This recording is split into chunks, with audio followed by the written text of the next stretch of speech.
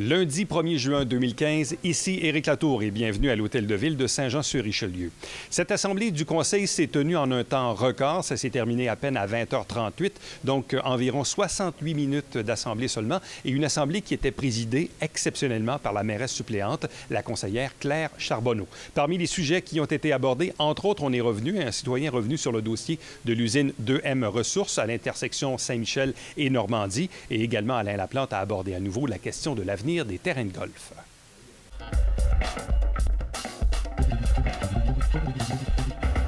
Bonjour, je suis Alain Vandal, résident de la rue de Normandie.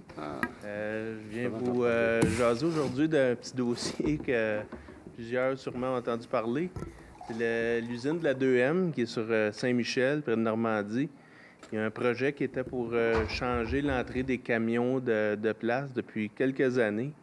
Et ça s'étire, c'est vraiment très long. Ça fait comme 7 ans, nous, qu'on passe les étés, les fenêtres fermées. La poussière, il y a de la vide dans la rue, c'est vraiment désagréable. C'est le plus gros du problème, c'est le va-et-vient des camions. C'est vraiment désagréable. Donc, on veut savoir un peu où est-ce qu'on en est. Où est-ce qu'on en est. Je parlais avec M. Berthelot. M. Berthelot m'a donné beaucoup d'informations il y a 2 semaines environ. Et tu me dis qu'il y a un projet pour déplacer, il y a une zone humide, ici et ça. Ouais. Sauf que tout ça, c'est beau, c'est des choses, mais sauf que ça ne donne pas qu'on peut ouvrir les fenêtres, puis le trouble de la poussière, c'est vraiment désagréable. On ne veut pas passer encore un été comme ça. Où est-ce qu'on en est, M. Berthelot, pour le changement de trajet des camions? Effectivement, j'ai mentionné à M. Vandal que le projet, il y avait du retard. C'était pas causé par le propriétaire ni par la Ville. C'était au niveau du ministère de l'Environnement qu'il y a une espèce de bureaucratie qui s'est installée. Comme je vous en avais parlé, j'en ai saisi M. le maire. J'ai demandé à M. le maire de prendre le dossier en main, de le faire cheminer le plus rapidement possible, parce que ça semble effectivement être perdu un peu dans les bureaux des fonctionnaires au niveau du ministère de l'Environnement. Et regardez, ça fait longtemps qu'on travaille sur ce dossier-là. Le protocole est signé, tout va bien.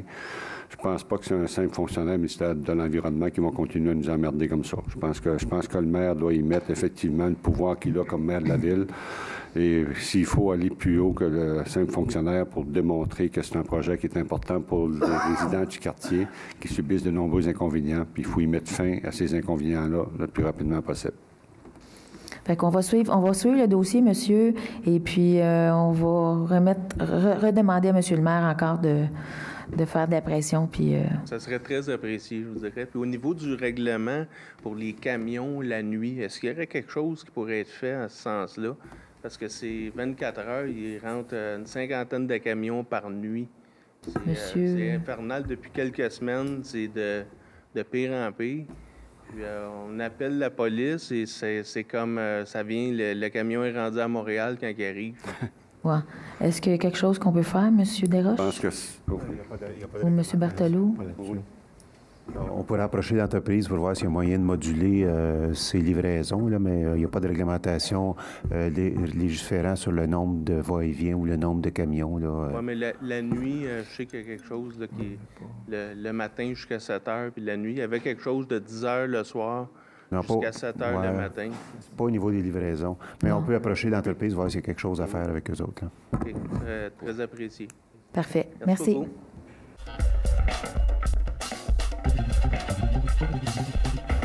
Madame Charbonneau. Bonsoir. Mesdames les conseillères, messieurs les conseillers, bonsoir. Alain Laplante, 66 rue de Musset à Saint-Jean-sur-Richelieu. Dans un premier temps, Madame Charbonneau, j'aimerais vous féliciter pour votre nomination à titre de maire suppléante. Merci. Je pense que c'est votre première séance que vous présidez. Oui. Félicitations. Nous avons appris récemment que les actionnaires du club de golf de Saint-Jean avaient décidé de mettre à vendre leur club de golf, leur terrain, finalement, pour faire place probablement à un projet domiciliaire. Plusieurs conseillers se sont déjà prononcés contre le changement de zonage. Vous, Mme Charbonneau, Où vous situez-vous par rapport à ce dossier-là? Moi, je ne me prononce pas. Je vais voir qu'est-ce qu'il va y avoir en procédure ou quoi que ce soit. On va étudier avant de se prononcer sur des décisions. C'est mon point de vue. Vous, est-ce que vous avez étudié le dossier? Est-ce que vous avez commencé à réfléchir? J'ai pas étudié le dossier encore. On n'est pas encore là. On vient de finir les boisés. En temps et lieu, je vais réfléchir et je vais voir qu'est-ce qu'il y a à faire avec les golfs et je vais prendre la décision éclairée avec des gens qui vont me dire de ce qu'il y en est avec les golfs. Donc, les citoyens de Saint-Eugène qui, présentement, ne souhaitent pas de changement de dézonage, ne peuvent pas compter sur vous pour protéger le zonage. J'ai pas dit qu'ils peuvent pas compter sur moi. J'ai dit que je ne peux pas dire une décision quand je suis pas au courant de toutes les avenues de ce dossier. Je ne dis pas non, je ne dis pas oui. Je n'ai pas décidé encore. J'ai pas tous les points pour prendre une décision en ce qui me concerne présentement. Merci, Mme Charbonneau. Merci. Bonne soirée.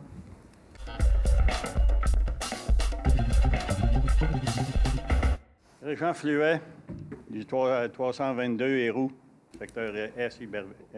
Bonsoir, monsieur. Je suis propriétaire d'un petit boisé dans le 4e rang. Moi, je voudrais savoir si je pourrais drainer parce qu'il y a des milieux humides dans mon boisé. Je voudrais savoir si je peux drainer ça pour assécher dans le terrain.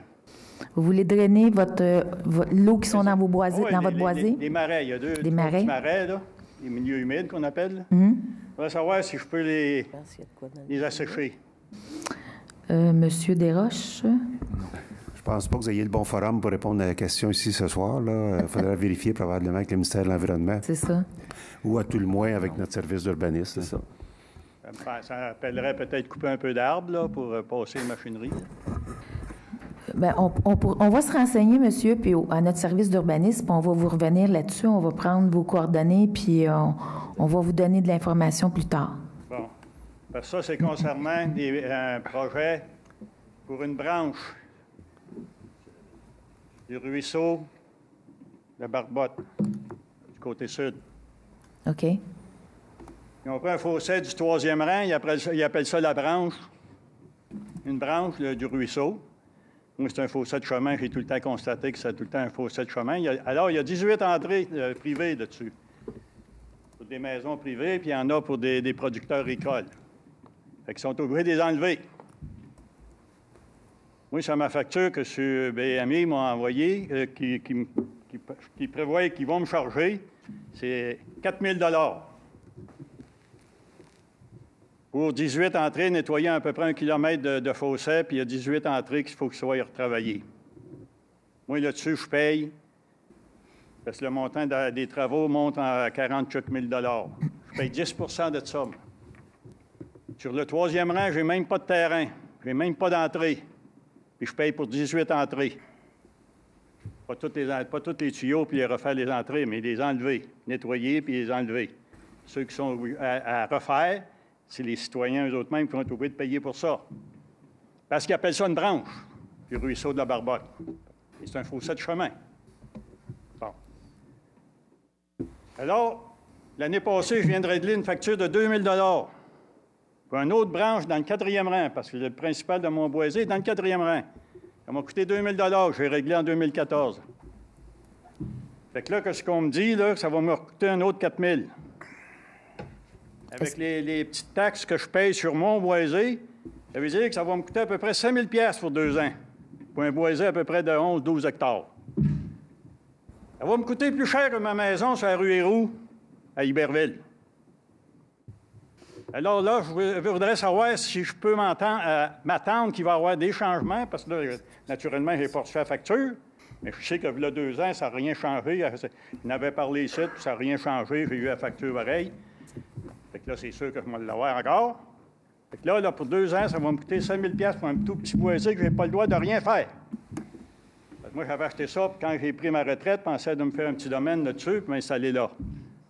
Pas question. Pas question de couper un arbre, ça, demain. Fait que là, votre réponse de ce que je vous demandais tout à l'heure, je la connais. Je n'ai même pas le droit de couper un arbre. Fait que j'ai encore moins le droit d'assécher mes milieux humides. Mais pourquoi qu'eux autres, ils me disent, c'est pour drainer. Ton terrain draine là. C'est loin, là. C'est 1 kilomètre de moins, mais ça draine là. Pourquoi je paye pour ça, moi? Trouvez pas un service qui me rende. Dans 2 ans, ils vont me coûter 5 000 $. Plus cher que ma maison sur la rue Héroux à Iberville. Et sur la rue Héroux, je reçois des services. Là, je ne reçois rien. Je n'ai même pas une entrée par le 3e rang. Je n'ai même pas accès au 3e rang sur mon terrain. Puis je vais être obligé de payer pour 18 entrées. Des entrées de ferme, des entrées de maisons privées. Parce qu'ils s'en vont dans votre boisé? Si. Parce que votre boisé, vous voulez le drainer parce que... Mais là, c'est pas pour drainer mon boisé. Okay. Eux autres, ils disent que ça draine mon boisé. OK. Et je te fais à 1 000 de là, à 1 kilomètre de là. Est-ce qu'on a... Pour 18 entrées, j'en ai même pas une. OK. Monsieur Desroches? Les bassins de drainage sont déterminés par la MRC. Oui. C'est ça? Oui. OK. Est-ce que vous leur avez posé la question? 2 rencontres avec eux autres. OK. Avec les citoyens du 3e rang qui sont impliqués là-dedans parce que c'est un fossé de chemin que je vous ai dit tout à l'heure. Oh oui. Ils appellent ça une branche, mais c'est un fossé de chemin. C'est la seule place que le monde paye pour l'entretien de leur fossé. Ailleurs, c'est la Ville qui paye, ou le ministère des Transports. Alors, c'est rien que ce petit secteur-là. Il avait soulevé le problème il y a 2 ans. Il y a peut-être Mme Marcoux qui s'en est mêlée un petit peu, puis ça l'a réduit ma facture. Le problème est un règlement provincial quand on y a été. Puis le règlement provincial dit quand il y a tant d'hectares de desservis, parce que c'est le cours d'eau du chemin, quand ça dessert tant d'hectares, quand ça dessert tant d'hectares qu'ils nous ont expliqué quand on a été à la rencontre, ça devient, puis c'est ce que j'ai parlé l'autre fois, que ça devient automatiquement comme un cours d'eau verbalisé quand il y a tant d'hectares. Monsieur, ce qu'il parle ici, c'est une partie de son terrain, eh bien, il est un peu dans la séparation des eaux, puis c'est malheureux pour lui parce que une partie de son terrain est drainée d'un côté où on a fait le cours d'eau là, une couple d'années. 3 branches que je paye. Là. C'est ça, il est mal placé le terrain. Pour 11 hectares. Il est mal placé. Puis de l'autre côté, même s'il n'y a pas accès, son boisé est desservi de l'autre côté parce qu'il est un peu à la séparation des eaux, son terrain. De l'autre côté, il est desservi par l'autre côté. Ce qui est arrivé la première fois, c'est qu'au lieu de creuser le fossé jusque dans le boisé, ils ont arrêté un peu avant en disant qu'ils ne creuseraient pas tout le boisé au complet parce que lui, il ne voulait pas que votre boisé soit écoulé. Il a payé pour la péréquation comme qu'il y a dans tous les cours d'eau, mais il n'a pas eu à payer au complet parce que la décharge allait jusque dans votre boisé. Ils ont arrêté avant. Mais là, le problème, c'est que la décharge ne se rend pas jusque dans ton boisé. Arrêter les travaux inutiles. C'est ça. Venu voir. Exactement. Bon. Mais là, l'autre côté, il tombe dans la séparation des eaux. Fait que nous, malheureusement, c'est vraiment un dossier provincial pour savoir qu'est-ce que le fossé, parce que la règle provinciale qui régit, c'est tant d'arpents, tant d'hectares, ça devient verbalisé, puis il faut que les gens se séparent la facture. Même si c'est un bord de fossé, c'est pas un règlement municipal, comme j'ai expliqué. Puis quand j'étais à Réunion, je n'étais pas plus d'accord avec ça. Ça, M. Bessette, je suis tout au courant, ça fait 2e fois. C'est ça, mais le problème, c'est qu'on n'est pas à l'échelon. Tu sais, nous, si on veut faire c'est vraiment au niveau provincial que le ministère nous a remis en disant s'il y a tant d'arpents, tant d'hectares de desservis, ça s'en va comme un cours d'eau verbalisé, même si c'est un ancien cours d'eau de chemin anciennement. Le fossé de chemin. Moi, ce que je dis, c'est que moi, j'ai aucun service. Quand je paye mes taxes, moi, pour la maison sur la rue Héroux, c'est parce que j'ai des services. C'est parce que les services. Comme tout le monde. C'est juste parce que les services, je comprends que c'est un terrain boisé, puis ça, je le comprends. Il n'y a aucun service. Je vais juste dire que les services sont des fois moins apparents qu'on peut le voir. Tu sais, c'est un exemple qu'on prend une maison. Non, les services. Bien, ce que j'explique, c'est que ça, mettons que tu as une maison qui est nécessairement pas à côté du cours d'eau, mais qui est dans le bassin versant. Ils se trouvent à payer, puis souvent, ils ne sont pas à côté, puis ils disent, bien, j'ai pas à payer parce que j'ai pas le cours d'eau sur mon terrain. Mais malheureusement, de la façon que la provinciale a fait les règles, si dans son bassin versant, tu dois payer, même si des fois, j'ai eu des appels que les gens étaient à 4 km du cours d'eau, mais le fossé s'en va dans le cours d'eau, puis c'est ce qu'il fait. C'est vraiment au niveau provincial. Au 3e rang qu'une chose de même arrive. Que c'est un fossé de chemin et que le monde va être obligé de payer pour l'entretien. C'est vraiment au niveau provincial. M. Bessette, là, vous l'avez déjà dit, vous ne faites pas la différence d'un boisé puis d'un champ de blé d'Inde. Moi, je n'ai pas besoin de cours d'eau. On pourrait peut-être s'en reparler là-dessus. Là. Je pense que là-dessus, je connais peut-être un petit peu la différence entre un champ de blé d'Inde et un boisé. Non, mais faites-le voir. Moi, je n'ai pas besoin de drainage. Moi, je vais rester poli. C'est sûr que si j'ai je vais rester poli. Agricole, pour faire Eux autres, ça va bien, les producteurs agricoles. Ils sont subventionnés à 70 puis 90 Je vais rester poli, mais je pense que vous ne faites pas la différence entre l'instance provinciale et municipale, parce que ça, c'est un règlement provincial. Puis nous, ici, je suis conseiller au municipal, puis le règlement vient du provincial. Fait que malheureusement, l'instance... M. Bessette, avec tout ça, je le comprends. Ça fait longtemps que je le comprends, le problème. Mais le problème est qu'avec un boisé, moi, de 12 hectares, 11-12 hectares que j'ai, je suis pas capable de rien faire. Ça fait 20 ans que je l'ai. Au début, quand je l'ai acheté pour prendre ma retraite, je pensais de m'installer là. Il y avait une partie de terrain qui était déjà défrichée. Aujourd'hui, je l'ai remis j'ai fait une plantation d'arbres dessus. Ça ne me donne rien. Je ne suis pas capable de m'installer là. Excusez, M. Fluet. Rien fait. C'est quoi votre question exactement? Bien là, c'est ça la question. Est-ce que j'en ai des services? Moi, je vous le demande, là, ça va me coûter 5 000 $ pour 2 ans. 2 000 $ que je viens de régler pour le cours d'eau, là, qui est au 4e rang. Les taxes ordinaires, ça n'est les taxes ordinaires, plus le 4 000 puis peut-être plus, je ne sais pas, là. En tout cas, ça va arriver au-dessus de 5 000 $ pour 2 ans. Alors, c'est plus cher que ma maison sur la rue Héroux. Sur la rue Héroux, je reçois des services. Là, je n'en reçois pas. Eux autres, les producteurs, ils sont subventionnés à 70 %, peut-être plus. Bon, fait, votre question, c'est vos taxes. Moi, quand mon boisé, c'est sûr que vous voulez protéger les boisés. Vous voulez que les propriétaires participent aussi. Pensez-vous que je vais me garder ce boisé-là, moi, à ce prix-là? Il va flyer en bon lieu. De quelle manière, je ne sais pas. Monsieur, on était en consultation concernant les boisés. C'est dommage que votre boisé soit là-dedans. À payer pour des services que je reçois. Et si je n'en reçois pas de services, je ne vois pas pour ce que je payerais. Je payerais pour les autres. 18 entrées pour les autres. Mais ça ne relève pas de la... En tout cas, c'est ça. Vous pouvez faire une érablière avec votre boisé, là. Merci, Merci, M. Fluet.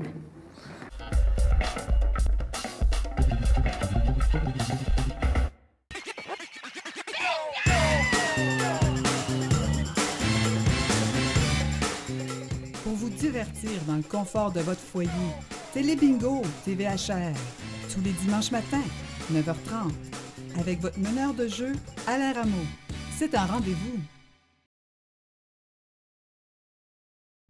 Aujourd'hui, ne manquez pas ériclato.com.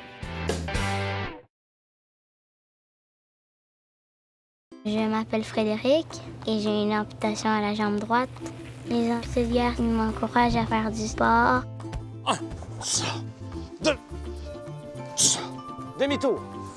3, 4, Moi, dans la vie, j'ai pas de limite, je peux faire n'importe quoi. Les vainqueurs, c'est quelqu'un comme moi qui ne baisse jamais les bras devant les défis. Yes! Moi, je suis une vainqueur!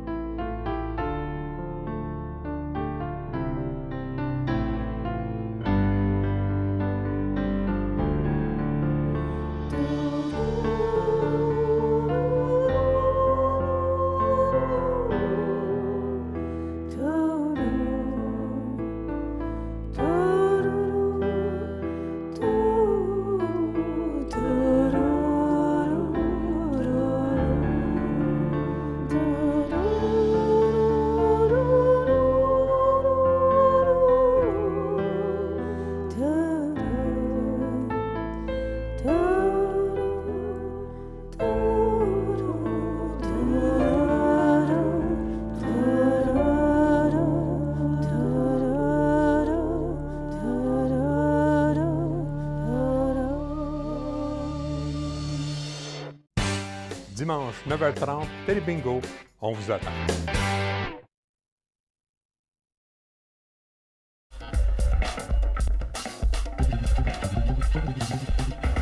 J'aimerais féliciter tout premièrement M. Daniel Gosselin.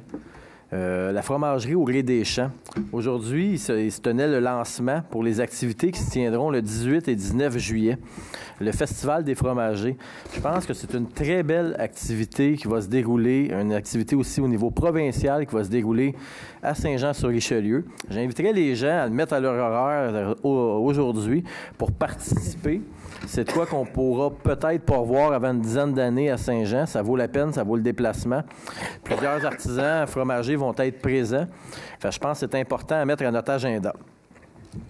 Deuxième chose que j'aimerais apporter, c'est concernant les containers qu'on a souvent en ville. Je me suis promené, puis j'ai vu des containers qu'on peut voir comme ça, qui se fondent un peu dans l'harmonie, qui sont peinturés pour se fondre aux bâtisses. On sait au centre-ville, puis il y a des places qu'on est obligé d'avoir les containers en façade parce que, il n'y a pas de place pour les mettre en arrière ou les camions ne fonctionnent pas. Je pense que si on viendrait à regarder qu'est-ce qu'on pourrait faire pour les faire fondre un petit peu dans la nature, ça l'aiderait beaucoup le coup d'œil, puis ça ferait plus joli. L'autre petit point aussi pour le centre-ville que là j'ai vu, puis les bâtisses qui sont plus du côté Iberville, plus patrimonial, c'est que Bell déguise leurs boîtes qui sont sur les côtés des bâtisses. C'est des petites choses des fois qu'on s'apprête présentement à refaire le centre-ville, mais c'est des choses qu'on pourrait exiger un peu aux compagnies, que ce soit Bell ou Vidéotron, quand ils installent des lanternes, souvent ça vient déguiser la bâtisse. Si on viendrait juste les peinturer ou le mettre un petit côté pour les faire fondre, bien, ça l'aide beaucoup. C'était mon petit point de la soirée. Puis pour M. Fluet, je vais vous répondre par écrit la différence entre un boisé et un champ de maïs. Merci beaucoup.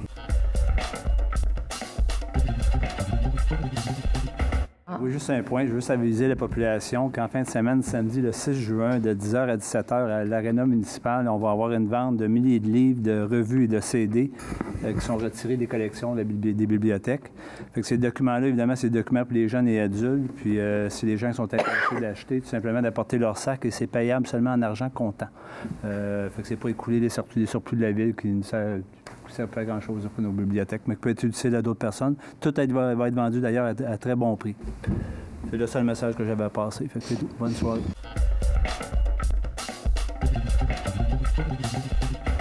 Le but de mon commentaire, c'est de féliciter notre directeur des travaux publics qui quitte malheureusement pour un emploi, pour le même emploi, mais dans une autre ville. Il a effectué un travail extraordinaire. Le directeur des travaux publics, là, puis tous les travaux publics, là, c'est les nids de poules, c'est la tonte des parcs, c'est la mise de poteaux. C'est un très, très, très gros service à gérer. Et il nous a quittés. Donc, moi, j'aimerais qu'on fasse une petite résolution, je sais pas, de félicitations pour son travail accompli. Et ce que je peux dire, c'est que son successeur va avoir des grosses bottes à chausser parce qu'il a été excellent dans son mandat. Donc, voilà. Madame Marcoux. Oui, juste un petit commentaire suite à l'intervention de M. Bessette quand on parlait tout à l'heure des conteneurs dans le centre-ville. Si on parle de conteneurs à déchets, il faut penser que les conteneurs appartiennent à la compagnie RCI. Fait que je voudrais pas que les gens partent avec l'idée qu'ils peuvent les changer de couleur juste et les qu'on peinturer. Regarde, c'est ça, pas qu'on les peinture, mais qu'on regarde, nous, avec la compagnie, qu'est-ce qu'on peut faire pour améliorer leur aspect visuel. OK. Ça, il n'y a pas de problème. C'est dans le contrat, ils sont censés être en bon état. Oui.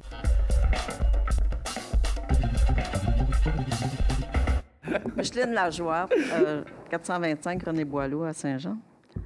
Moi, c'est ça, c'est une cause qui me tient à cœur. Je sais que ça tient à cœur certainement chacun d'entre vous qui a eu des gens qui ont eu le cancer. Et moi, j'y participe. Alors, je voudrais vous inviter, les gens dans la salle et tous ceux, vous aussi, à participer au Relais pour la vie. Ça commence à 6 heures, je crois. Et ça se termine à 7 heures le lendemain matin. Ça dure toute la nuit. Alors, je vous invite à y participer. C'est la 11e année cette année que le Relais pour la vie a lieu. Alors, j'invite tout le monde. Merci de m'avoir Madame Lajoie. accepté à la fin comme ça. Pas de problème. Effectivement, je pense que la population, de toute façon, je pense qu'elle participe quand même assez bien. C'est quand même un succès, normalement. Moi, je vis à chaque année. Je demeure pas loin. C'est sûr que je pense que tout le monde a quelqu'un qui connaît ou dans leur famille qui sont touchés par le cancer. C'est une très belle initiative. Puis, j'encourage de profiter encore, de faire cet événement encore longtemps.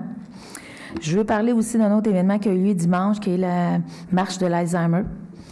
C'était très bien organisé. J'ai été vraiment impressionnée par le protocole du début, les personnes qui s'impliquent de plus en plus, parce que l'Alzheimer, c'est une maladie, c'est un fléau aussi. Je sais de quoi je parle, j'en ai dans ma famille. Fait que félicitations à les organisateurs de cet événement qui a été quand même un succès. Et puis, je remercie tout le monde d'être venu ce soir. Pour ma première fois, c'est un petit peu stressant, mais ça a bien été malgré tout. Merci. Bonne soirée.